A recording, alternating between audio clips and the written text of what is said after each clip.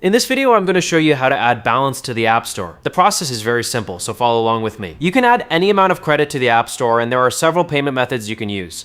However, the method I recommend the most is using gift cards, which can be physical or digital. Just buy a gift card and redeem it in your account. These cards can be found in physical stores like Lojas Americanas, Pagamentos, Extra Pharma, Pan de Azúcar, and others. Simply take the card, pay at the register, and it will be activated. The code is printed on the back. If you prefer, you can also buy them online, which is even more convenient.